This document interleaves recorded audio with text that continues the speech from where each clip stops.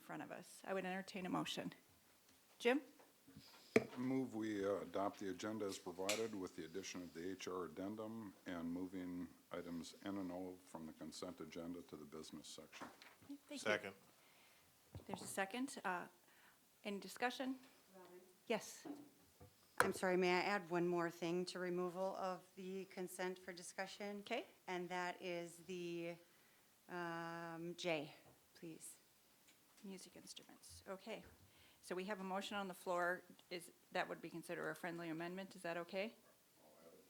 Okay. Thank you. Very good.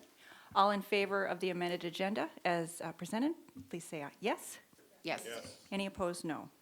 Okay. Moving forward, recognition of the audience. Anne Marie, did we have anybody sign up to address us? No. Okay. There was nobody that signed up to address us, but I do welcome everybody in the audience tonight and welcome everybody that's watching us on TV. Moving forward with staff reports. FEA must be getting ready for back to school, I assume. Superintendent report. Dr. Gandhi. Sure. Just a couple of things to report out today. One is I wanted to recognize Denise Jonas, who is the Cass County Director for Career and Technical Education. Last week at the North Dakota Association for CTE conference, she was recognized as the CTE champion for the year for the state. So really proud of Denise. Denise works hard with both districts, continuing to provide CTE opportunities for our students. So just wanted to recognize her for that as well. Secondly, just wanted to let the board know that we are gearing up. School starts a week from Thursday. Our staff opener is a week from today, actually. So we are excited. Last week we had a very meaningful back to school meeting with all of our administrators. We spent all of last Friday just laying the groundwork for where the district's headed in terms of restorative justice practices that we want to see over the course of the next couple of years. So to that end, I also wanted to just share with the board, we have created what we call our school district's MTSS-B, long-range behavior plan, and I know there's been a lot of conversations just around social emotional learning. It was a legislative focus for us this year, and I wanted to share with the board just what is our long-term plan for providing social emotional supports for all of our students over the next 5 years. So the board kind of has a clear understanding of some of the things the district's already put in place and where the district's headed, and we have a clear direction for that. So I will pass that out, and I think that will be my only updates for today. Thank you, Dr. Gandhi. Our S11 academic performance monitoring. Would you like to introduce Dr. Gross? Sure. So one of our monitoring reports is our AP data, and we are always hit or miss on when we schedule this just based on when we get our data back from College Board. So we're fortunate to be able to share AP data with you today, and I will hand it over to Dr. Gross to go from there. Thank you very much. What I'm going to do tonight is just really use two different web addresses to do this report. The first one is our strategic plan dashboard, which is available for everyone in our community. So the data that I'm going to share tonight is there, plus much more data around academic achievement and the other areas that are on the top of this dashboard, from our STEAM activities to culture to activities, communication, and so on. But tonight I want to focus a little bit on student achievement and growth. And in that section on the dashboard, going to pull down to the very bottom link on this chart around AP, or advanced placement. Just like any part on our strategic plan dashboard, what we've tried to do is give a quick synopsis of what the data is for our community. So that's on this button that says Learn More. So as I open that up, we can see really kind of a quick overview that advanced placement is a program through the College Board that really encourages students to take challenging college-level courses that will help them as they continue down that road, either through college or work. The main part is when a student takes a test or a test connected to that class, they are given a score from 1 to 5. If a student scores a 3 or above, that's considered proficient. So tonight I'm going to focus a lot on the data on the percentage of our students who were able to score at that 3 or above. When I look at what are some of the benefits of taking an advanced placement course, I'm going to this website, which is the College Board site. And really what they do is they list 4 major advantages for students who take AP level coursework. One is that they build skills and confidence, basically helping them with their time management skills, helping them really with an area of interest that they can dig deeper into, an area or a content. Actually helps students get into college because students who take those AP level courses send a signal to the different universities that they're willing to challenge themselves. And there's one report that says 85% of some selective colleges and universities actually see AP level coursework as a favorable admission requirement or piece. It really helps students succeed in college. The research shows that students who have scored a 3 or higher on an AP exam typically have greater academic success, and they have a higher graduation rate. And then probably one of the biggest reasons is it really saves some time and some money for students who go to college. The research shows that students who take those courses in high school are more likely to graduate on time, and when the coursework is then transcribed back to that college or university, it really helps them gain some of the college courses that they might need for their minor or major. So with that, I'm going to go back to the dashboard, and as we look at 3 different pieces of information around our advanced placement, the first one is just a quick summary of our district's data.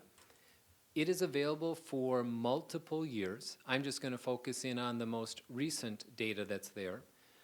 And what this shows is all of the courses that were offered last school year, and then the number of students across our entire district, so this is all of our high schools combined, who scored in those different levels from 1 to 5.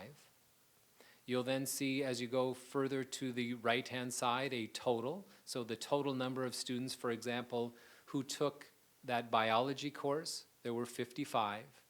40 of those students were proficient after taking that AP exam. And then you can see the percentage of students who were proficient. That same data is provided for the other courses across our system. You will notice that just to protect the anonymity of some of our students, if there's a total less than 10, we did not put in the data how those students scored. We just want to make sure that we know how many took a course or an exam in that area, but not the scores based on that cell size being less than 10. But what we can see is we had over 1,000 students, 1,050 different opportunities in which our students last year took advantage of AP level coursework.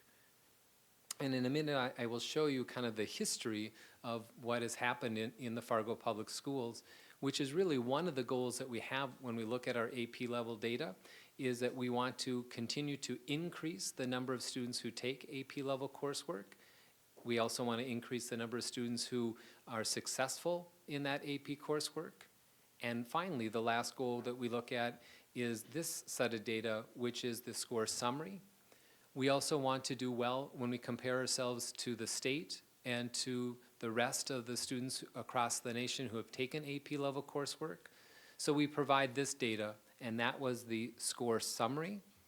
What you can see is over the past multiple years, the graphs show the district in blue, the state in black, and the global, or all students who took AP level coursework, in red. This is the percentage of students who took that exam and got a 3 or higher. So you can see historically, the Fargo Public Schools has done well compared to the state, and has done well as we look at the global data as well. Something I think we could be very proud of in the Fargo Public Schools. Then, what I'd like to do is draw your attention to this next piece, which is the school counts. Again, the data is provided for you and our community for multiple years. And this just shows you the list of courses, again, last year. Now, this is not by score, but by just the number of tests that were taken in those different curricular areas.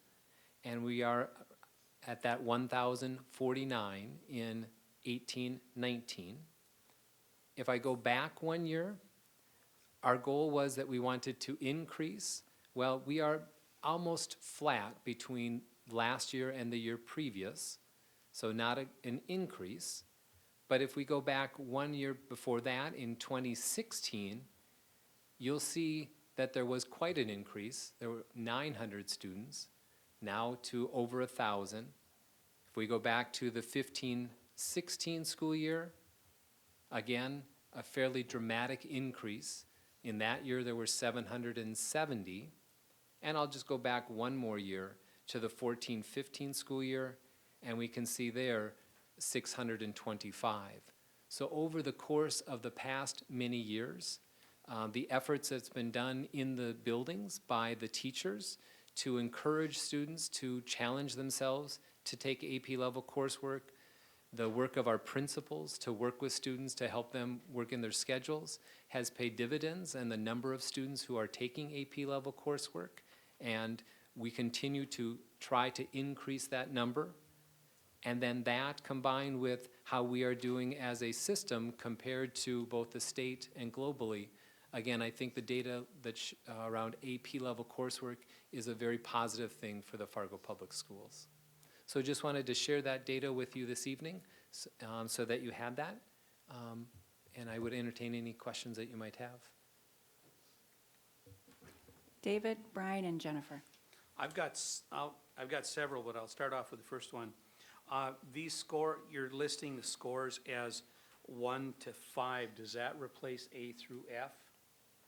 And is that accepted by the colleges? Students still get a letter grade in the course that they take. This is just a score on that assessment. And typically, a student who gets a 3 or higher, that is a score that will be accepted by a college or university. It is up to the individual college or university if they do accept it or not. Sometimes if it is in a student's major area, they may not accept it for a replacement class, but as an elective. If it's not in their major, it's more likely that they'll accept that as a replacement course, but it is up to each university or college dependent upon their admittance requirements. Okay. Brian? My daughter is taking an AP class. I'm assuming it was an anatomy because she was studying last night before school. They start before school. Many times Actually, school. instructors may give work ahead of time to help prepare for the courses, yes. And additionally to that, just with all of our AP courses, the syllabi has to get approved through the college board. So our teachers could develop the syllabi, but they also have to submit it to the college board for approval, and they kind of help with the curriculum piece as well. So it is an advanced placement class, so they do treat it accordingly and increase the rigor. Jennifer? So I actually have two questions, if I could follow up on David's. Are they able to take a retake or a second opportunity if they score below the 3? There is just one window of time that the students do take that exam. But even taking an AP level course has tremendous benefits if I don't get to that level, just based upon learning at a different level of rigor, the requirements that are part of that coursework. And just taking the class has dividends as a student moves down their career. And then really my original question was going to be, what I noticed on a couple of the slides was, as you showed the increase in students over the years, which is great, I noticed the number of course offerings change from year to year. And it's back to 2014, there were 18 courses. Then there was 24, 23, 25. But this most recent year shared was 21. And so I'm just curious, has the new law around certification changed that, or why was there a difference? Why did it go the other direction? It seemed to have been growing, but now we had 4 less. Much of the AP level coursework is based on the student interest. So they are all in our program of study still. We will allow students to register for their courses. Some years there are the critical number of students that we need to offer that course. AP level courses, we do many times have more allowances to allow the courses to be a little bit smaller because we want to continue to offer them. But if there's just not an interest by a group of students at one year or the other, we may not offer that course. But we are constantly looking to encourage students to participate, both from the teachers and from the principals. So it's really based on the student's interest and what they have registered for. So it's not certification necessarily driven? When we get to some level of dual credit opportunity, so a student would earn a credit both in high school and college, then there are some questions around, do I have the appropriate master's degree in that area to offer a dual credit course? AP level coursework, our staff go to training, and like Dr. Gandhi mentioned, they do submit their syllabi to make sure it meets the qualifications of AP Central. I have Rupak, Jim, David, and John. And I think one of the things I was just going to add with the fact that it is dependent on student self-selection. Some of the courses that are more specialized are some of the classes that you're going to see some smaller numbers on. So sometimes it's just a matter of students have a deeper interest in a specific content area. So I think one of the numbers I saw was AP Studio Art. AP Studio Art is not traditional like your other AP classes. That's not even an assessment where the students are sitting down and taking a test. They have to submit a portfolio for that. So sometimes the students might take a certain level, but then they don't want to take the AP exam or the AP course for that. So it really just varies based on how many students sign up for a class or are interested in that content area. Jim? Bob, am I correct that not all the students that are actually taking AP courses sit for the exam? That is correct. And do we know what percentage of them actually take the exams? I would have to get that data for you, but that is something that we can do. It is up to the student if they want to just take the course to continue a deeper level of study. Some students may choose not to take the exam just because it was an area of interest of theirs. But it is student-driven, sometimes family-driven, if a student will take that test or not. Is there a cost to take the exam or the college credit? There is a cost to the exam. And there are opportunities in some of our areas for students who have a need that some of those fees can be waived. Very good. David? Going back to what you said about dual credit, I think Jennifer's mentioned that there were 21 classes listed last year. How many of those were actually available as dual credit? And what does it, there must be a cost to the university if you're going to register for credit for the course. The courses that are listed on this website are our AP level courses. We do have a few dual credit opportunities. Anatomy, physiology is one of them. There are some mathematics courses that are dual credit. We then work with the institution of higher ed to really try to find a way to reduce those costs for the students. Because it is our staff most of the time that's offering the course and not the university, the fee structure is smaller, but it is more expensive to take a dual credit class than it is an AP test. You don't know what that cost is? It's a per credit fee, and I will find that, I just don't want to misquote myself, but I will find that by the end of the meeting. Christy knows the answer, and then we'll call on John. We paid $273 for my daughter to take a dual credit class. It was a 3 credit. Okay, got John and then Brandy. Yeah, I think it's around 85, because I also had a daughter that took one and then didn't want to take the test. John? Thank you. When we're talking about the total number of students, is that unique students or is that overall? So if I took calculus and physics, would I count twice, or am I still a single student? So this data is individual courses or tests taken. So of the 1,049, one student may have been in 3 AP level courses, another may have only been in 1. So it's not unique students, it's number of courses or tests. Now my turn for a question. So when you have one student for world history and 5 for calculus CD, are those offered at our high school campuses? And how, that's a pretty low. It is. For example, if you see the one on the bottom, the world history, a student does not have to actually take the course. They may study and independently do some research, pay for the exam, and take the exam. So a student could do that on their own if they have an area of interest. So in some of the areas where you might see 1, that's probably what has happened there. In some of the other areas like our studio art 2D or 3D, many times what we will do is we will combine classes together so that a student might be in a painting and drawing class working on their AP portfolio with other students who might be in a level 2 drawing and painting class, just to make sure that students can continue down that area of passion that they might have.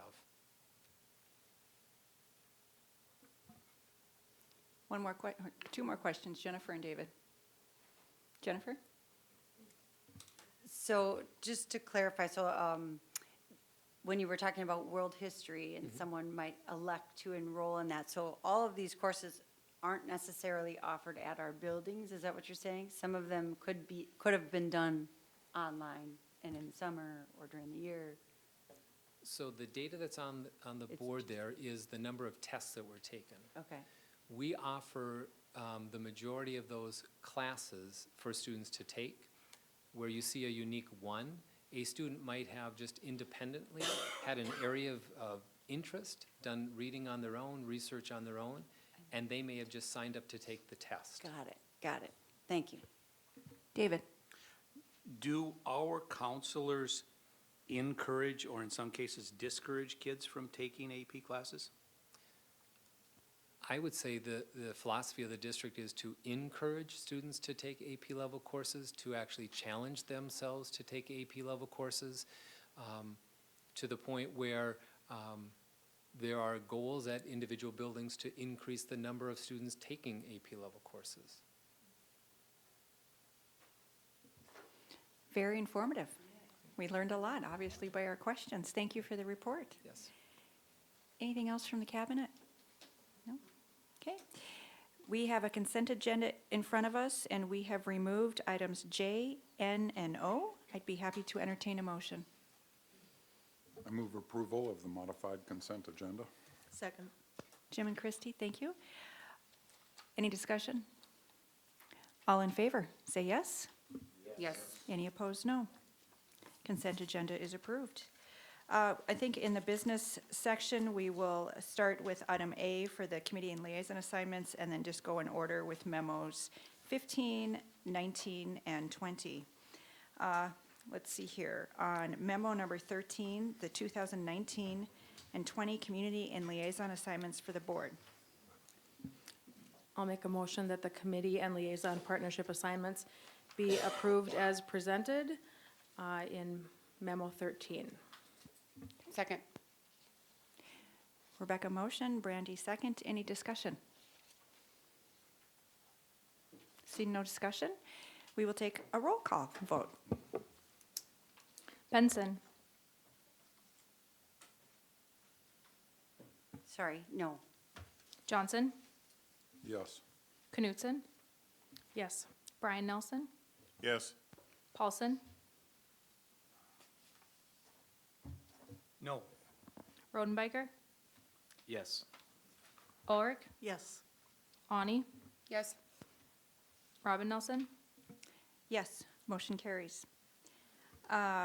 As you move on with the committee and liaison reports, I encourage you to analyze your means. I know that that was something that we were talking about. And then also, if you choose to modify your means, please bring those back to the board for approval. But we look forward to the work, and thank you for everybody that offered their services and their gifts in certain areas. It'll be a great year.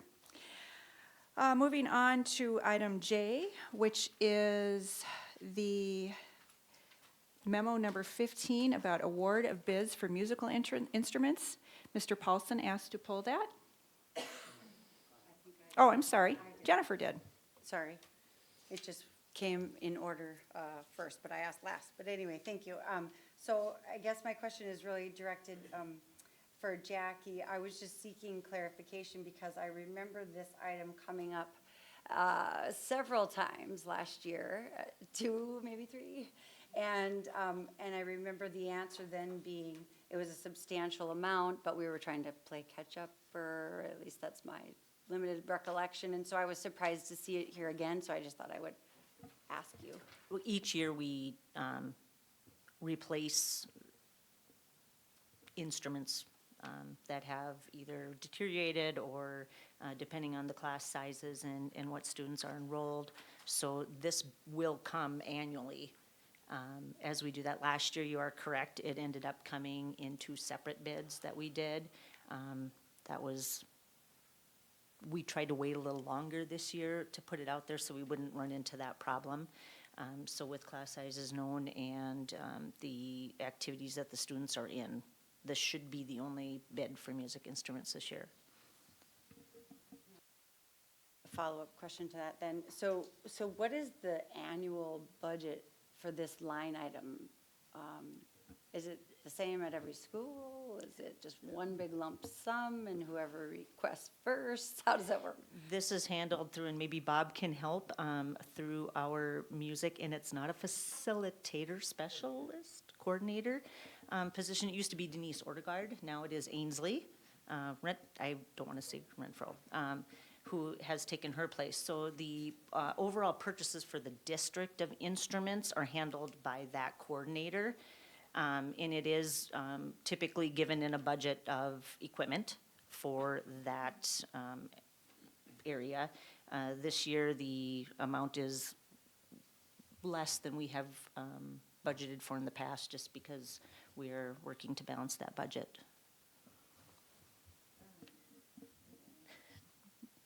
Okay, so do we rent out these? I'm assuming we purchase these. This isn't, and then do we rent them? Some to are rented recoup out, yes. Some of this? Mm-hmm. Some are rented? Some are rented. Some are not. Yes. Okay. You know, if you end up with some of the larger instruments, you know, no one can purchase a tuba themselves, so that is, belongs to the district. But every year, there's just, you know, wear and tear. They go through quite a bit. So when you say it's in line item equipment, there are other things included in equipment outside of musical instruments, so that we couldn't really see what is that total dollar annually. I can run a report that would show you that, but correct, the budget that you see is in a summary format, so it's all equipment lines rolled together. Okay, got it. Thank you. I have a follow-up question. So are some of the instruments just on renewal cycles, just like we have roofs that are replaced every 10 years, or are they only as needed? It's typically as needed because, you know, when they get to the point of they cannot be repaired any longer, because we do repair what we can, especially, I would say, the orchestra instruments, just have a little more maintenance on them, but yeah, they're pretty frugal and use them as long as they possibly can. Okay, thank you. I see no more questions. So would anybody like to make a motion for the award of bids? I've got Brandy and Jim. I just move that we approve the awardment of bids under memo 15. Second. Any discussion? Okay, Anne Marie? Sorry. Johnson, Yes. Knutson. Yes. Brian Nelson, Yes.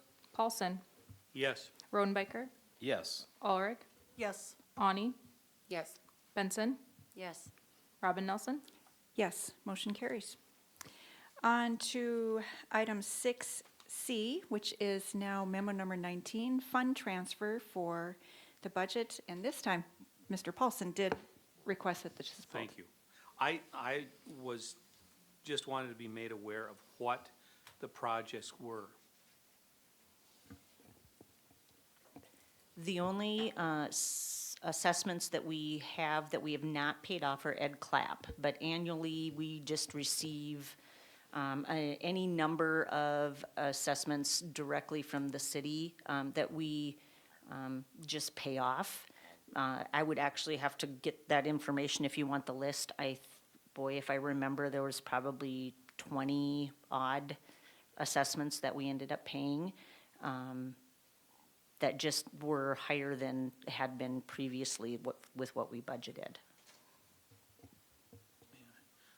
Does the city give any explanation of why they were higher? I don't know that they're higher, they're dependent on the projects that took place, and sometimes those are assessed, a year or more after that project is completed.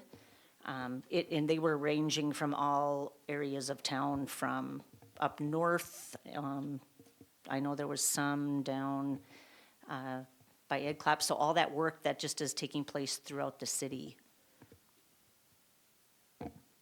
I had some unexpected this year too at my place of work with new trees and overlays. And those were not expected, but of course, those go in our budget now. Jennifer?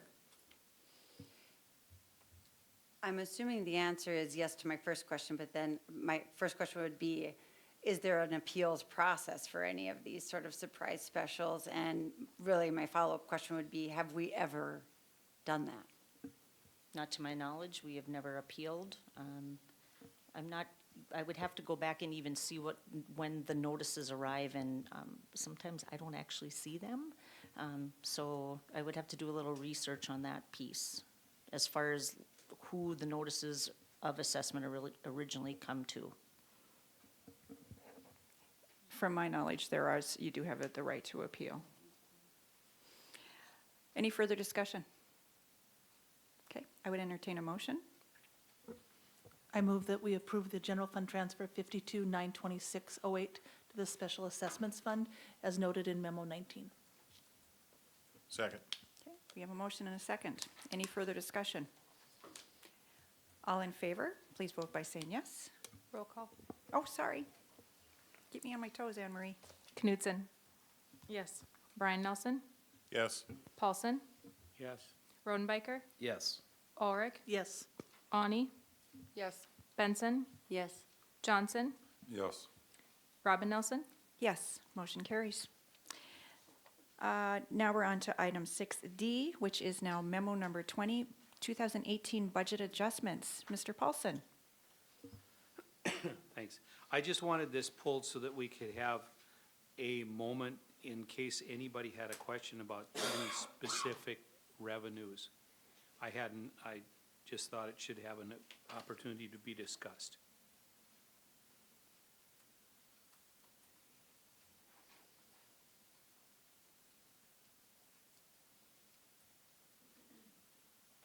Jim? I'm going to move adoption of the budget adjustments as outlined in memo number 20. Second. There's been a motion and a second. Did this go through planning? Is it safe to assume? Yes. Okay. Any further discussion? John and David? So my understanding is that these are adjustments within our budget. They did not change the budget that was approved by the board. Correct. We always make sure we stay within the original parameters of the budget, so it's just between line items typically. David? And the budget ends July 1, correct?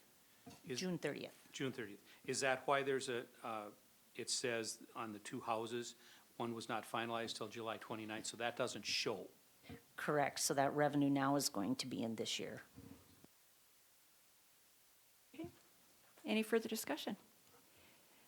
Okay, Anne Marie? Brian Nelson? Yes. Paulson? Yes. Rodenbiker? Yes. Ulrich? Yes. Ani? Yes. Benson? Yes. Johnson? Yes. Knutson? Yes. Robin Nelson? Yes, motion carries. If anybody ever has any advice on if they don't think things should fit in the consent agenda, please let us know. I'd be happy to bring that onto the governance agenda. So, on to board reports, committee liaison and correspondence reports. Shall we start with Rebecca? The Native American Commission met, oh gosh, if I can't remember if it was last Thursday or the Thursday before, I'm sorry, but I was at the Pride Festival in the park on behalf of the Native American Commission. We had a booth, so that was my most recent service on that committee. Nice. And we'll figure out what we're going to be doing with communications and get a date set. Maybe we already, do we have a date set, Anne Marie? Okay, we'll start fresh then. Thanks. Thank you. John? Thanks.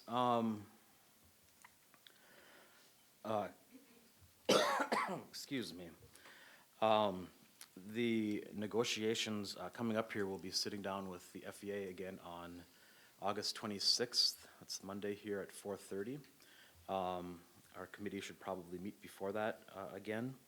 I'll be looking at times next week to do that, and we can maybe talk more. I will plan to enter an executive session tonight for everybody's information, and so we can be talking more about that after that executive session. Also, I'd point out that David will be taking over our seat on the Cass County Career and Technical Education Board after our vote tonight. They do have a meeting tomorrow night, David. I don't know if you were aware of that. I am now. So I wanted to make sure that that was brought to your attention, and I have some more information on that I can share with you later. Yes. Thank We'll you. make sure that that's covered. And I also flipped, I don't know how many chicken breasts and hamburgers last week, and it was my great honor and privilege, and sincere thanks to all of our year-round staff. I hope you all had a great picnic. Yes. Thank you. Thank you. Jennifer? Health Insurance Committee actually meets tomorrow, so I'll have an update for you next meeting. And I received an invitation to attend lunch over at South High as my new liaison school, so I happily accepted that today, and that's all I have for a report. You're hitting it with your Oh, feet right on the away. ground. Good job. David? Nothing other than the fact that Jim's absence was duly noted at the picnic, and I think we filled in pretty well. No, nobody went home sick. Nobody went home sick. David was a food pusher that day. Brian? Well, I attended the musical on Thursday, the 26th, along with John and Jennifer. And anyways, that was a great production. Wow, it's always good. This tremendous night. Mosquitoes, though, get a little bothersome, but then they go away after a little bit. Just one other thing, and one of the nice things about my job and position is I get to represent 3 different organizations in education. And last Thursday and Friday, I'm sorry to miss the picnic and helping flip chicken and things like that, but I had the opportunity to go to the school boards conference in South Dakota with the administration and South Dakota school boards, and we got the opportunity to hear Dr. Tom Osborne speak on mentorship, making sure that there's mentors for kids so that nobody's being left behind. And then the other speaker was Sean Colville, who produced Napoleon Dynamite. And his presentation was basically about making sure that each kid in South Dakota is going to get a book in first grade, and that there's a partnership with the parents so that they can practice reading and together as parents and students. And so I was pretty fired up, and so I talked to Dr. Amy Kopis and said, we need to probably get Sean Covell. She said, well, he was at the summer conference this year in North Dakota, and I think there's going to be a similar thing rolling out in North Dakota this year. And I really need to get out more because I missed that one. But it was a good conference and lots of things, a lot of similarities between states, so it's kind of cool. Thank you. Brandy? I also attended the picnic, which was very fun. Lots of people there. And then I do have a meeting set up for Fargo Youth Initiative next week with City of Fargo. Caitlin is in charge of that. So me and her are going to meet and go through what is planned for the year. Thank you. Fun. That's a fun group, isn't it? Christy? I was at the picnic. We had the joint meeting with the city and the parks. I was at Trollwood, and the foundation meets next week. Thank you. Jim? Well, first of all, I think we were all at the board retreat, but nobody wanted to remember that. And I was out in Bismarck for DPI's board member boot camp, which really is designed for new and experienced board members to get a deeper dive into the financial structure and construction rules regarding school districts, and I presented at that. The following day, Dr. Gross and I were both invited to be part of a task force steering committee. There's a group called Knowledge Works that the state contracted with that is trying to help realign all of the education policies in the state to support a statewide student-centered learning. I won't say necessarily personalized learning, although that may end up where it evolves to. And quite frankly, I left after that first day really wondering where we were heading with this thing. Maybe we'll know after the next meeting, I don't know. SEEC had their annual board retreat, went through a number of items, looking at our budget, looking at membership, looking at where we're going to need to provide some services going forward, talked a fair amount about the new health plan that's going to be launched for school districts throughout the state, primarily for smaller sized districts, so they can get into a self-funded pool and hopefully save some money on their employee benefit costs. And then I attended planning, which was just last week, I think. Yeah, we did have that too. And that's it. Thank you. The president's report has been sent around, which Anne Marie usually puts together. We're heading right into it. The all-staff event is Tuesday. One thing that I would draw your attention to is that is the night that most of our back-to-school nights occur as well. So that's a great opportunity for you, for your liaison schools, to go attend some of those evenings. In fact, there is a list that Betsy sent me. I bet you we could send that out to board members. Would that be helpful? And as Jennifer has already done, reach out to your liaison schools. It's going to be a great year. You see the rest of the items there. I don't think I need to read them all to you, but we do want to highlight on September 10th, Dr. Gandhi will be speaking at a chamber event with the other area superintendents, and I encourage everybody to attend that. Other than that, I believe that's all I have. John? President Nelson, Yes. I would move we enter executive session for the purpose of negotiation strategy as permitted under North Dakota Century Code, Section 44-04-19.1. Second. Okay, there's been a motion and a second. All in favor? All in favor of entering into executive session? Yes. Okay, motion carries. I'm already turned up.